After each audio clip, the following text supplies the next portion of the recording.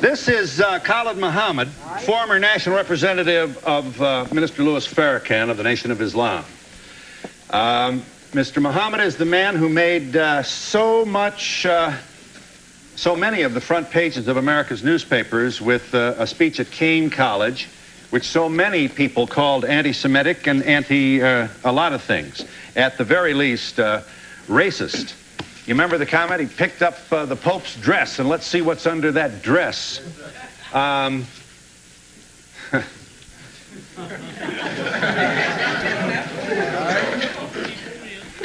Here's what you said about Colin Ferguson, the man who shot a Jamaican black male who shot 6 people on the Long Island train. Mr. Muhammad speaks. Where they set black inmates up in these jails and penitentiaries, and in particular there in Nassau County, and pulled all the black officers out and the black inmates so they could jump on Brother Colin Ferguson, because they were mad with him for catching the Long Island train and killing all them white folks. I love Colin Ferguson.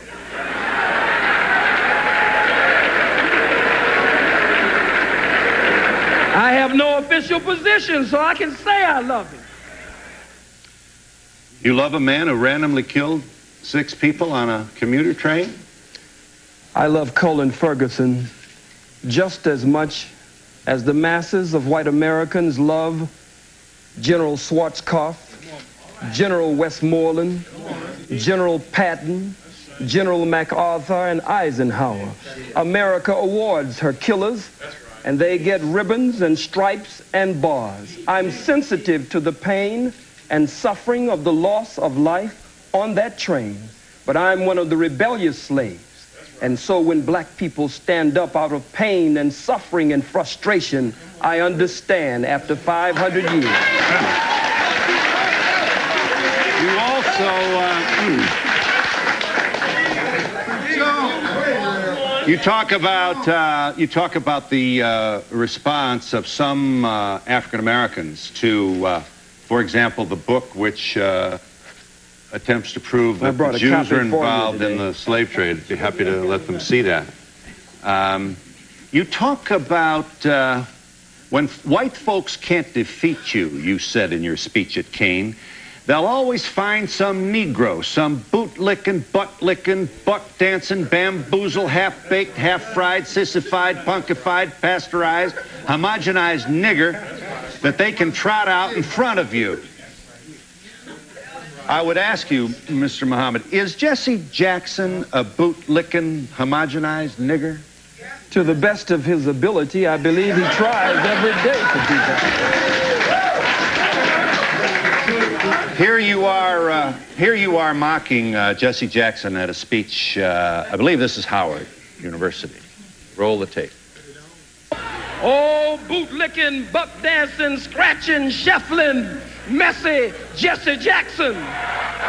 You keep.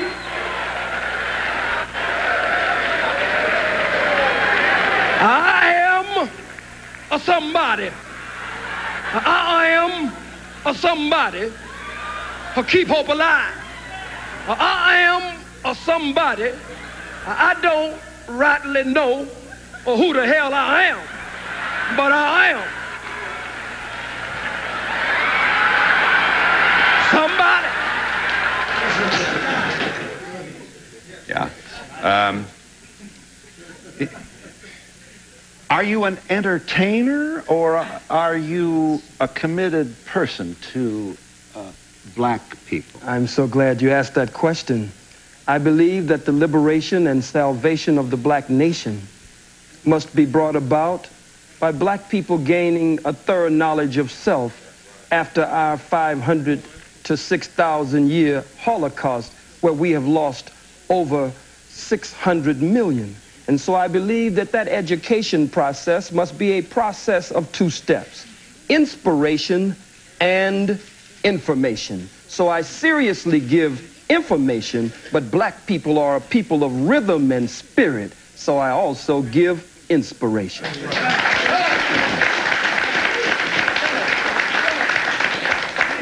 From your speech at Kane College in 1960, Chief Luthuli, the head of the ANC, received a Nobel Peace Prize, you reported to your audience, reminded them, for nonviolent struggle. Yes. Just like Mandela just received it with F.W. de Klerk.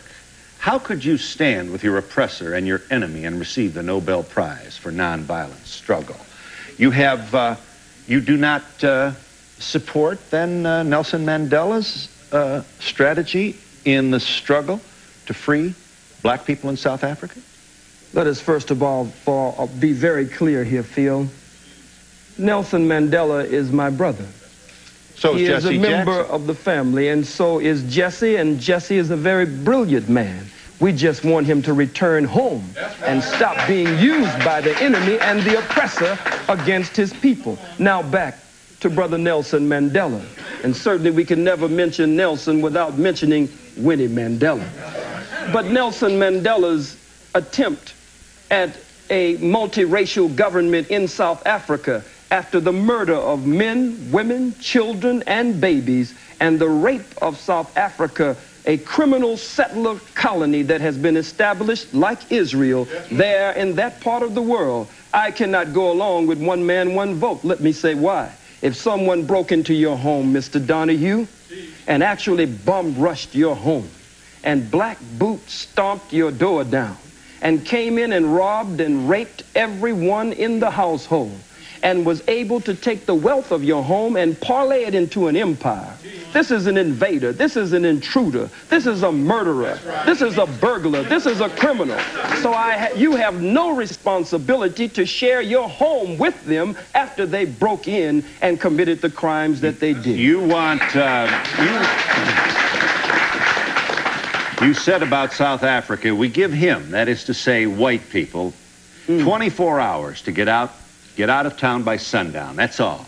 If he won't get out of town by sundown, we'll kill every white that ain't right that's in sight in South Africa. We kill the women, we kill the children, we kill the babies, we kill the blind, we kill the cripple, we kill them all. We kill the faggot, we kill the lesbian, we kill them all. You say, why kill the babies in South Africa? Because they're going to grow up and oppress our babies, so we kill the babies. Are you seriously presenting yourself as a man interested in the future of your people with this kind of rhetoric? I'm just as interested in the freedom of my people as I am in the self-determination or the Kujichagulia, self-development, them being self-defining, self-respecting, and self-defending. If the white man has killed millions of our people, and you cannot deny the undeniable and indisputable and irrefutable truth, fact, proof, and history of their bloodshed there in South Africa, I said it would be merciful if they would leave. I don't agree with a government, a sham government. No man walks out of prison after 27 years and becomes the president unless there's a script and a plan behind the scenes to remove the economic sanctions from whites in South Africa, but no real plan for redistribution of the wealth. The Oppenheimers, the De Beers, and others there sucking the blood of our people. So I said, be merciful. Give them a period of time. 24 hours. Truman gave the Japanese a period of time, but when they didn't comply, he dropped the bomb on men, women, children, and babies. I make no apology for that statement. I believe that the invasion of South Africa was an act of unprovoked war. One nation against another nation, and nations must fight for the self-determination. They had no business there, Mr. Donahue. Yes. Would you like to see Aristide return to Haiti to his rightful, duly elected position as president? From what I have learned and studied of President Aristide, from what I can see and those I've been privileged to talk to who are close to him, he appears to be a very sincere man. He appears to be a man who really loves our people there and wants to see our people breathe free and correct the problems that colonialism and other disruptions is very definitely at the root of. However, Phil, I do not want to see my beloved brother, President Aristide, returned to Haiti by the power of a Bill Clinton. because if Bill Clinton can help to return him there, he will always attempt to be the puppeteer who will pull the strings and try to dictate to my brother how he should carry out the affairs of government there. Your comments appear to bespeak a political position in which you have no interest at all in reaching out and hoping and working for a multiracial community of harmony and peace. Am I correct in saying you have forsaken that ideal? My arms are tired, Phil. We've reached out for 500 years. Too late now. We've faced tanks. We've faced water hoses and cattle prods. Vicious dogs bit the breast of black women off in those protest marches of the civil rights movement. Vicious four-legged dogs sicked on us by two-legged dogs, bit into the groin and the private parts of black men, women, and children. So, Mr. Donahue, I believe that the white man is absolutely disagreeable to live with in peace, and that no one has been able to get along with him nowhere on the face 196,940,000 square miles of the planet Earth. And so you will continue this rhetoric. You will continue and action. And action. Action. What kind of action? Strategy to affect what in the United States of America? Let's start with us. No wise general sits with a representative of the opposition to discuss battle strategy and battle plans before the entire world. I don't think that would be wise. But the mission of the most honorable Elijah Muhammad and the mission of my spiritual father, the Honorable Minister Louis Farrakhan, whom I love very much, and I want to be in that number when he takes 1 million black men to Washington, D.C. to call for reparations and justice. Their work is a work of liberation and salvation. Their work is a work to raise the mentally and spiritually dead black man and woman after we have been robbed of our names, our language, our religion, our culture, our God, our folkways, mores, and robbed of a power, the power of our own being. Lift up the Pope's skirt to see what's under there. This is high school stuff. Words like faggot. It's an immature sort of failure to really get out of the old Beavis Butthead kind of environment. Certainly you can't be proud of this kind of language that you use. Well, if it is high school, then faggot? The Bible, listen for a second, the Bible speaks of lifting up the skirts of the garment. Oh, I'm surprised that you feel. It's a metaphor. It's symbolic language. I'm not at all interested in what is under the Pope's clothes. I'm not into that. It's a metaphor.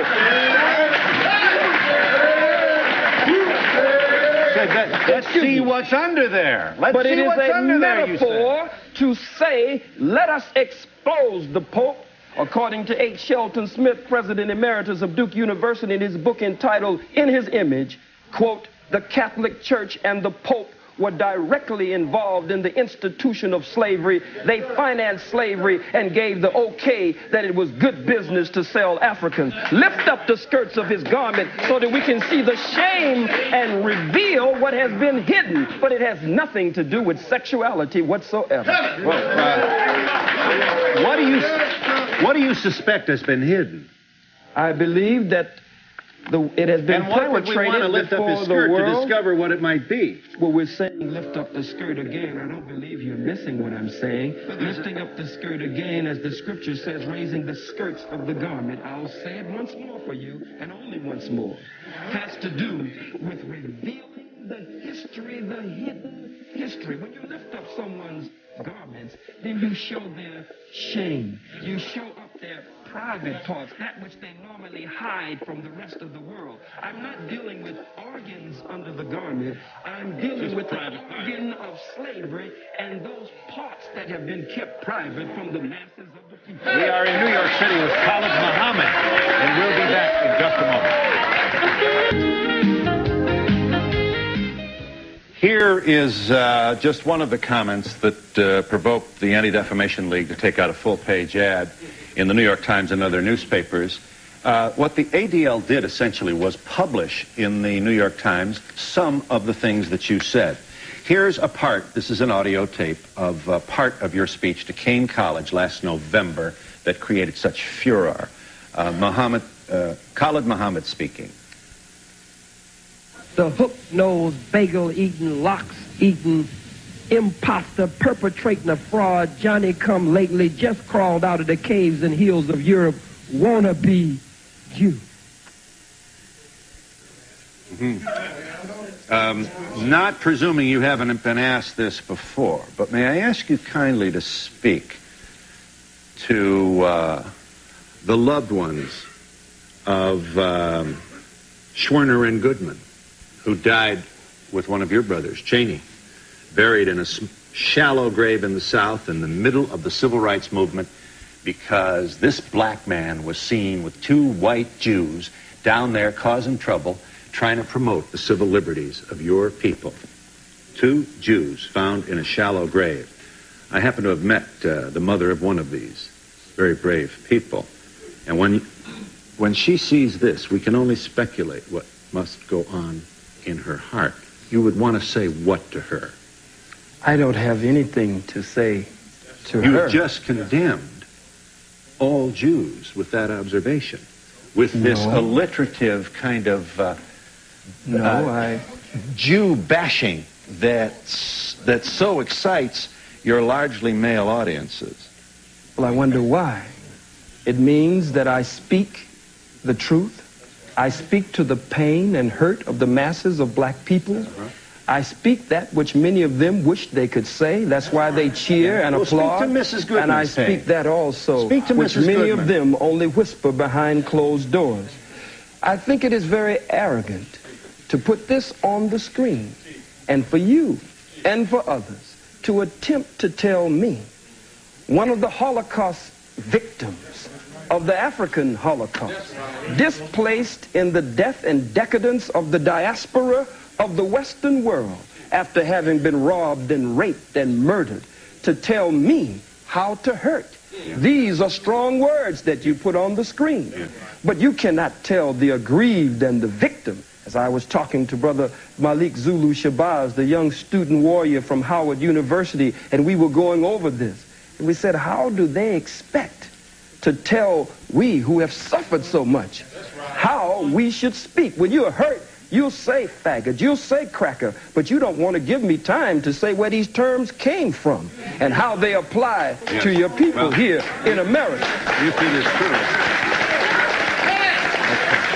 If it is true that I don't want to give you time to explain the etymology of these words, it is also true that you apparently don't want to respond to my question regarding the loved ones of two Jews who lost their lives to stop the diaspora of the black people. I don't know. Do you have any? I don't know why they were there, and you don't know why they were there. But really? I must say this. So you're wondering whether they were there for your people? I'm not wondering at all about them. I'm concerned with the suffering and the pain of the masses of black people. No one wants to pay reparations. The Jews received over $100 billion in reparations and gets $4 billion annually. A Holocaust museum was set up for them on this soil for over $200 million, and they get $21 million annually just for operating expenses. But the Catholic Church, the Pope, the Jews, the Arabs, white people in general, no one wants to pay reparations to these, the sons and daughters of Africa. So I speak to them. I speak to them. I don't speak to the family of those two Jews. There are too many of us for me to speak to them. You don't want to take any time to make any particular We've given statement. all the time we've been in America. Now it's time we do something for ourselves. We are the same people, Phil, that when you beat us and rearrange our eyeballs in the socket and rearrange our face and beat us and stomp us before the world, we're the same people that get up because God just made us with tender and sensitive hearts as his chosen people and say, well, can't we just get along?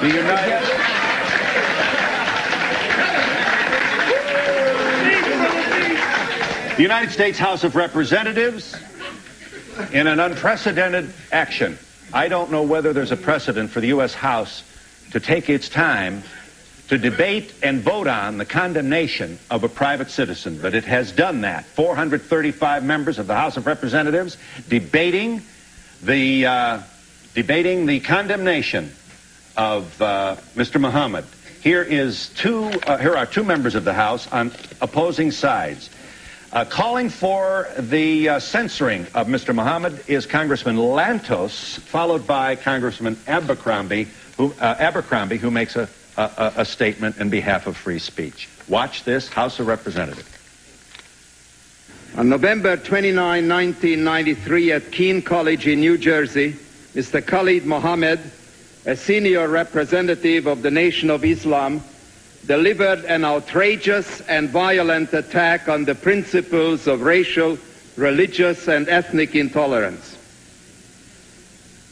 His attempt to incite violence by preaching bigotry and hatred must be swiftly and forcefully condemned by this body. Governmental sanction against any speech, objectionable as it may be, is always suspect.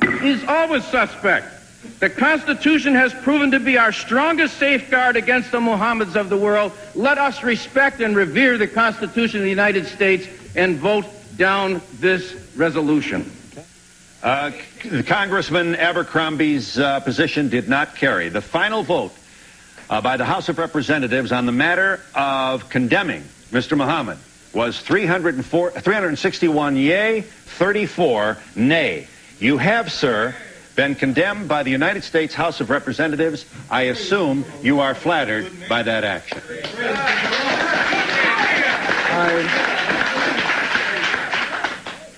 I believe that my ancestors, I believe that the blood that cries out from the grave of my ancestors who went to an untimely death at the hands of the white wicked slave traders, I believe that they cry out.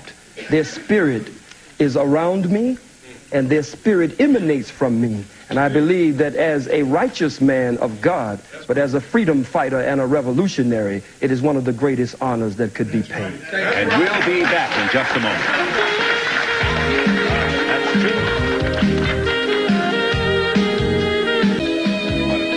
Yes, I have one question for the white audience that's watching this. A lot of times they ask, what can they do to help this situation? And I feel that they should go over to their people and represent this issue the same way this brother puts his life on the line for us. They should be doing the same thing, because otherwise it's going to be a one-sided view. They need to reach their people as well. Yes.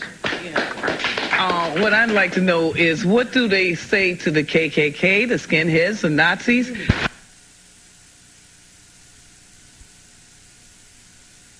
All white folks support the KKK. Well, enough of them do. Yes. Nobody says anything about, nobody disputes the facts or his facts. His facts are right and exact, and no scholar will debate Dr. Khalid, because Dr. Khalid is right. I'm going to answer that lady's question. Not support KKK. But this gentleman up here... There.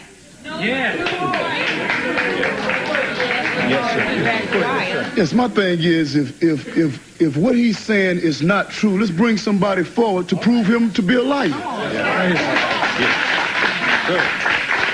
Briefly, please. Muhammad, can you please tell me why it's blacks who are killing?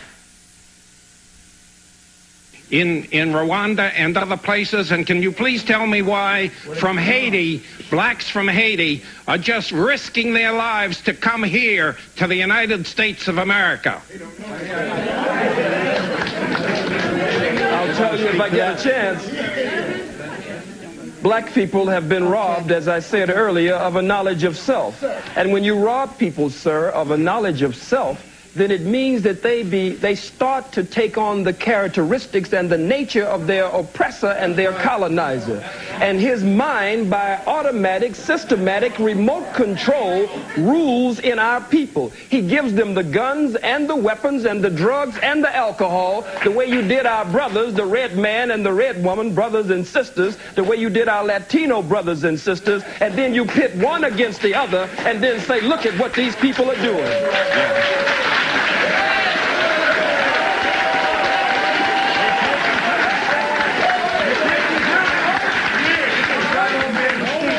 Yes. Adolf Hitler perpetrated the Holocaust. May I have your attention, please?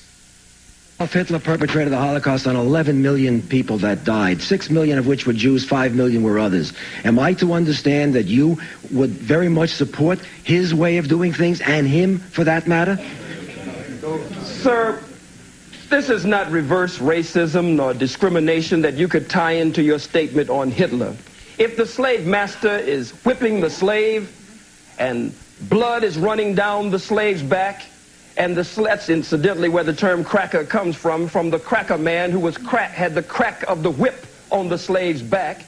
But if the slave takes the slave master's whip from him and starts whipping the slave master with his own whip, that is not reverse racism, that is not reverse discrimination, that is the slave getting out from under the yoke of bondage and oppression. I don't advocate what Hitler has done before the world. Hitler's struggle. I went to the Holocaust Memorial Museum and I tried to separate Hitler as a freak of nature from the rest of white people. But after all that we have gone through, I know that there's a little bit of Hitler in all white people and a lot of Hitler in And we'll be back in just a moment.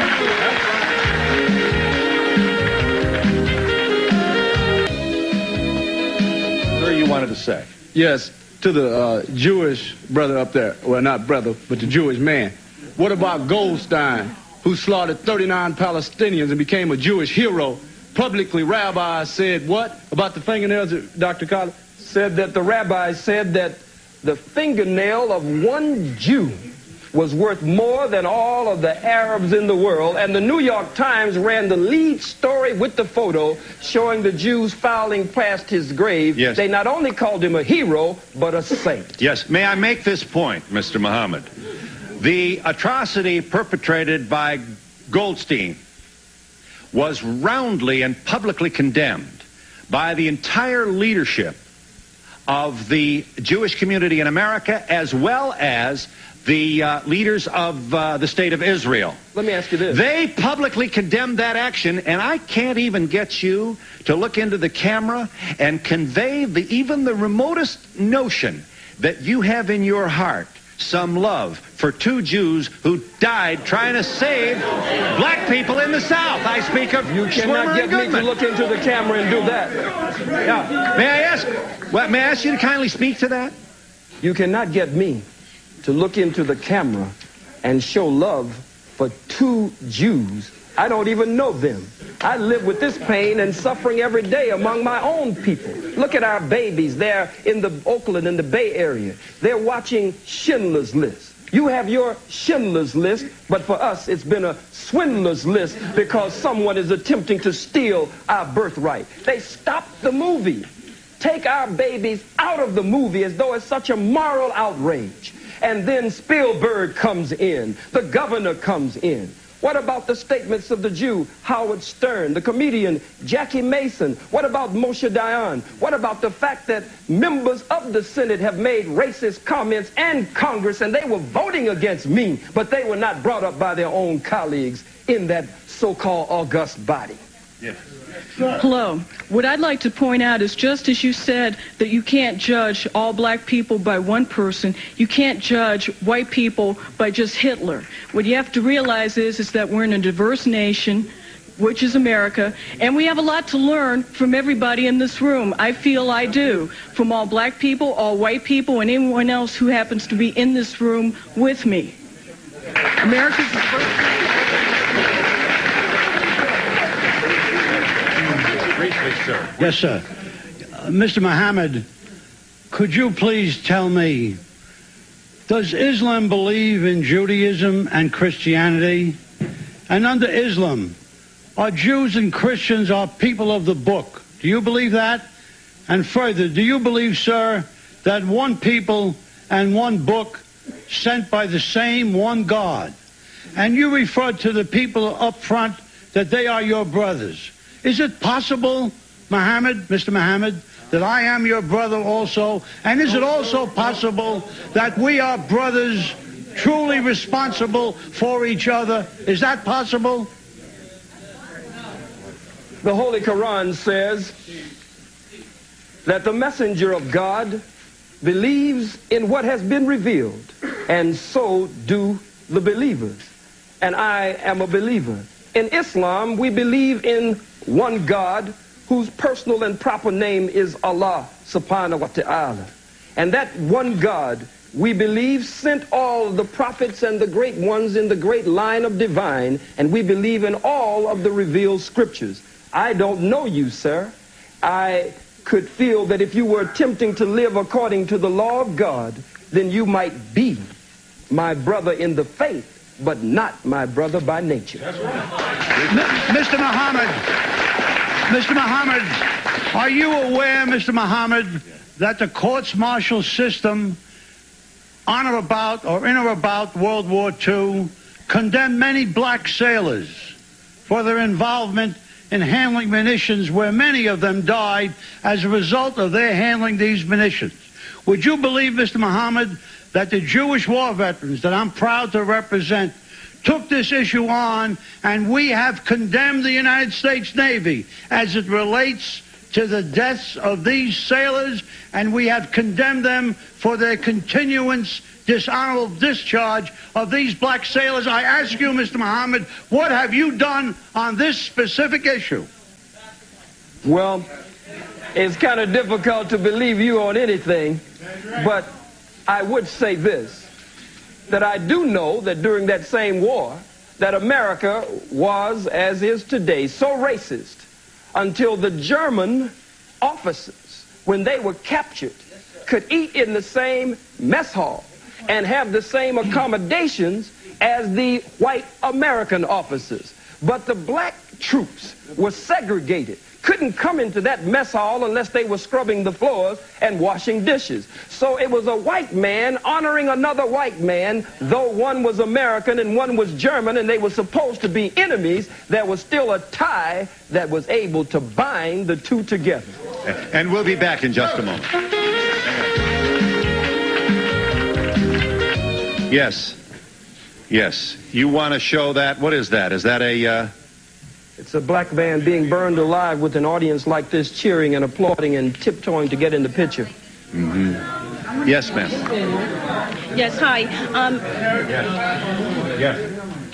I'm representing Queens College, and everyone is talking about that we have as students is our history is not being taught in the textbooks. Right. And by me being a student and a citizen of America, I would like to know, when is that time going to come so you can learn about my history and understand my people? We are not in your books.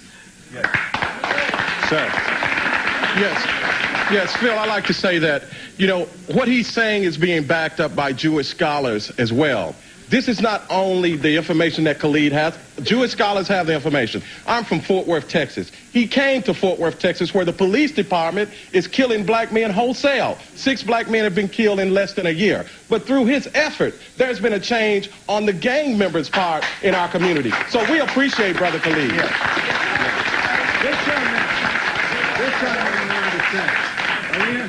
Yes. Yes, sir. Being an educated college person, I see that you can always bring up events like this where people have been killed in mass murders from all people. Let's learn off the past and not make high school comments like yours and put down Hitler-like manners and try to form peace and learn off the past and fund the future. Sir, you wanted to say. Sir. Right here. Yes, sir. I'd like to see us lay to rest this whole notion of anti-Semitism. The one thing that is an incorrect statement, because the whole idea of a Semite, Semites were people who lived in southwestern Asia, including northeast Africa and the Arabian Peninsula, who spoke Ugaritic, who spoke Ge'ez, who spoke Ethiopic, spoke Hebrew, who spoke Arabic. Those are our people. We are a Semitic people. Therefore, we cannot be anti-Semitic. Ashkenazic Jews are calling us anti-Semitic. We cannot be anti-Semitic because we are the descendants of a Semitic people. Let's lay that to rest. That was a weapon in the hands of the Jews since 1870. They used it against other people, but it doesn't work against people in Northeast Africa. Thank you. Beautiful. Sir, I can't believe exactly what I'm hearing. We went to war in World War II to fight for the freedom of speech. We didn't fight for freedom of speech of hatred. Many of our members, I'm the National Commander of Jewish War Veterans, and over 50,000 of our men died fighting for your right to free speech here now. I don't understand why you come out with such hatred. Phil, excuse me, Phil. Yes. Mr. Muhammad. Sir. You make me sick to my stomach with that. Because at the same time that you were fighting, you were not fighting for the freedom and independence of black people. Soldiers, black soldiers in segregated companies lost their lives on foreign soil there, but would have to come back and fight just to get a bite to eat and not have to go to the toilet on the side of the road somewhere in the bushes. So you're nothing but hypocrites, and you won't pull that small-time stuff over on me.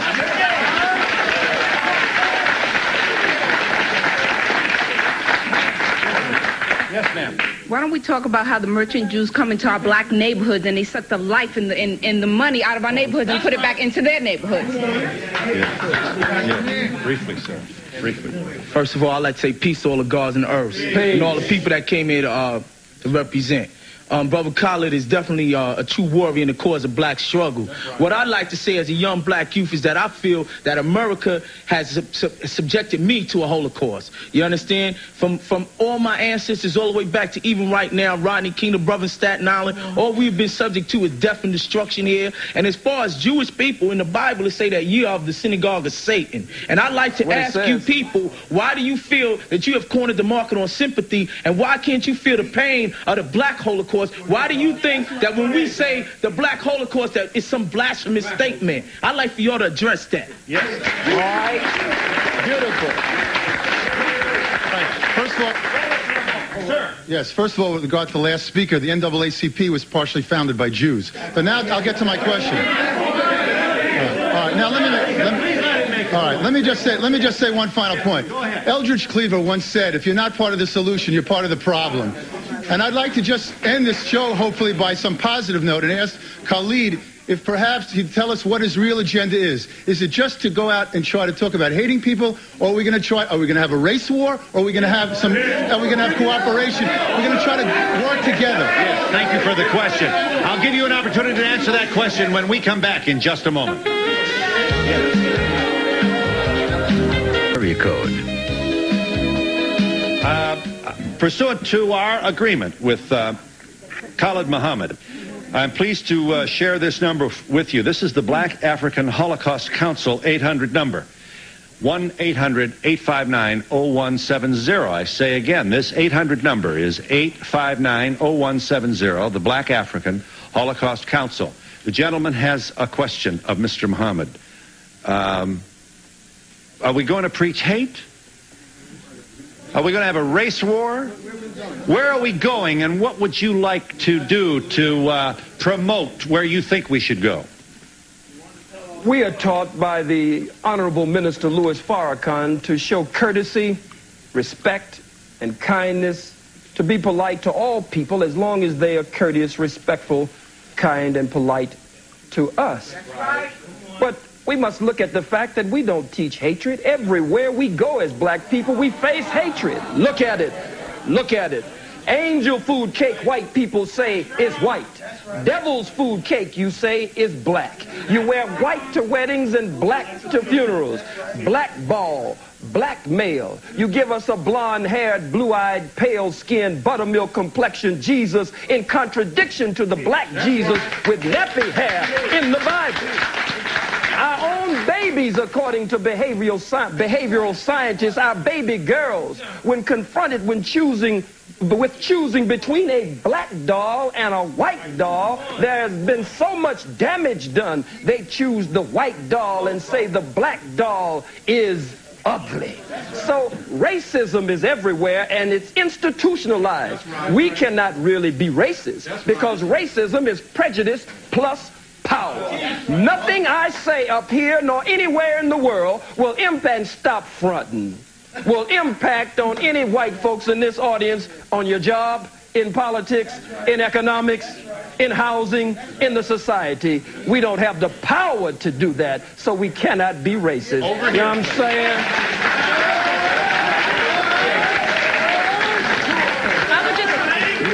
I would just like to say to this gentleman, I would like to say to this gentleman and all other people who are not blessed with melanin at this point in time, to understand that what has happened in our history is that you have been misinformed as much as we have been misinformed. Much of the information that is brought forth, not only from Dr. Muhammad, but other areas, other scholars, are not available to you, as a sister said, in your curriculums that you have for 400 years when you did not allow us to read and write and was being hidden. Whether you, sir, personally did that or not, it was a legacy that was passed on to you. And I end by saying the Holocaust is simply the greatest atrocity on film. Ours was not filmed. Thank you.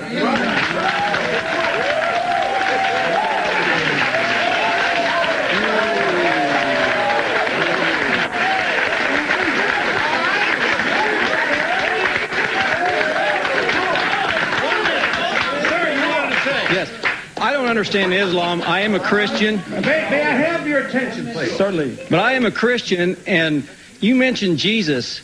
Let's go back historically and see what Jesus did. Jesus died for me, and he died for you. Jesus is a God that loves all men, and all men are created equal. I just wanted to answer the gentleman over here's question. This young man wants to answer you. With respect to the race war, there will be a battle between black and white. And I fast and pray today that God, Allah, in his good time, remove all white folks from the planet Earth. And we'll be back in just a moment.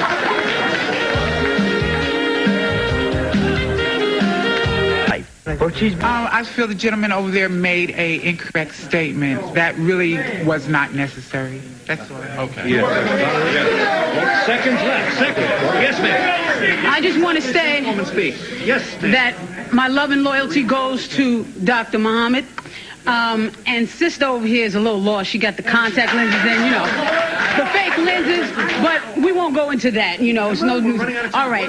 My point is, there is, you know, we seem to be attacking issues that really have no relevance. This man making a statement that is factual, like brothers and sisters said. These are in the books written by Jewish scholars. That's right. Not by him. He's just quoting, and we're attacking him. So, what's the name of this book, brother, please? Secret Relationship Between Blacks and Jews. Okay. Yes. I have time only to thank you all for your contribution to our discussion. Thank you for joining us. Join me in thanking all the speakers for their contribution. Services provided and promotional fees paid by the following: